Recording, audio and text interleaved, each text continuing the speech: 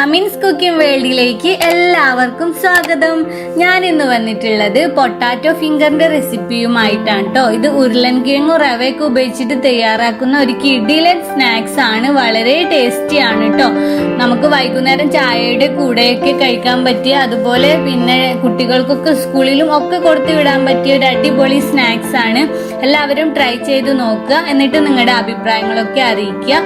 പിന്നെ ഈ channel subscribe ചെയ്യാത്തവരുണ്ടെങ്കിൽ പ്ലീസ് ഒന്ന് സബ്സ്ക്രൈബ് ചെയ്യുക കേട്ടോ. അപ്പൊ ഞാൻ കൂടുതൽ പറയുന്നില്ല, നമുക്ക് നമ്മുടെ റെസിപ്പിയിലേക്ക് പോവാം.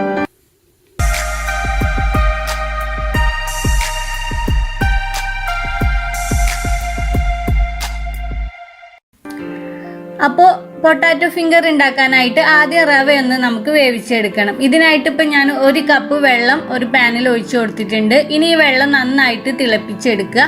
വെള്ളം തിളച്ച് വരുമ്പോൾ നമുക്കിതിലേക്ക് 1/2 കപ്പ് റവ ഇട്ടിട്ട് വേവിച്ചെടുക്കുക കേട്ടോ.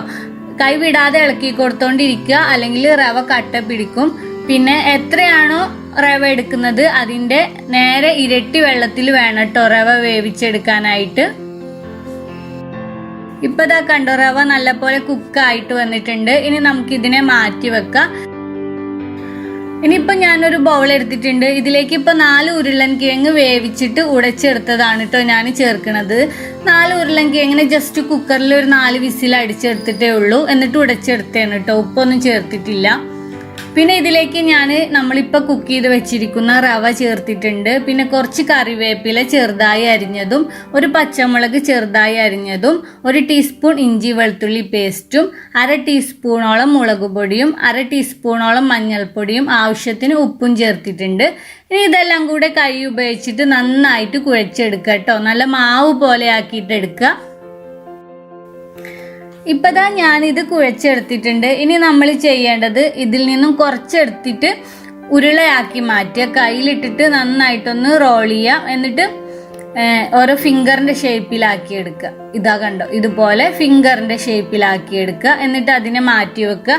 ഇതുപോലെ ഈ മാവിനെ മുഴുവനും ആക്കി എടുക്കുക കേട്ടോ. ഇതൊക്കെ കണ്ടോ, ഞാനിപ്പോൾ കുറച്ച് ഇതുപോലെ ആക്കി എടുത്തിട്ടുണ്ട്. മുഴുവനൊന്നും ആക്കിയിട്ടില്ല കേട്ടോ, ബാക്കി ഇനിയും ഉണ്ട്. ഞാനിപ്പോൾ ജസ്റ്റ് കാണിക്കാനും വേണ്ടി കുറച്ച് ആക്കി എടുത്തിട്ടുള്ളൂ. ഇനിയും കണ്ടോ, ഈ മാവിൽ നിന്നൊക്കെ നമുക്ക് ഇനിയും ഒരുപാട് ഉണ്ടാക്കാം കേട്ടോ.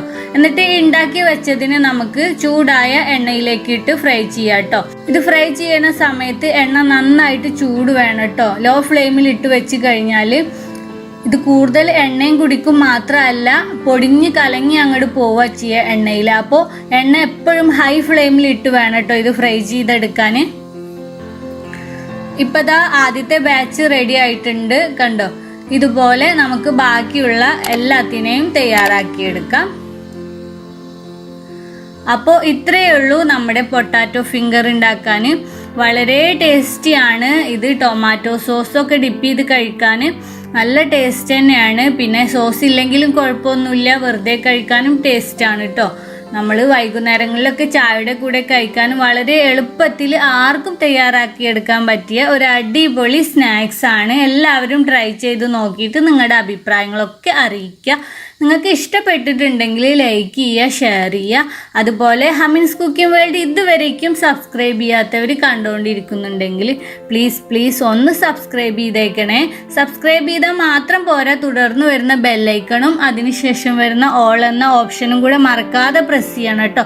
എന്നാലേ ഈ ചാനലിലെ പുതിയ അപ്ഡേഷനുകൾ ഉടനെ തന്നെ നിങ്ങൾക്ക് നോട്ടിഫിക്കേഷൻ ആയിട്ട് ലഭിക്കുള്ളൂ. അപ്പോൾ നമുക്ക് വീണ്ടും ഒരു കിഡിലൻ റെസിപ്പിയുമായിട്ട് കാണാം. ബൈ.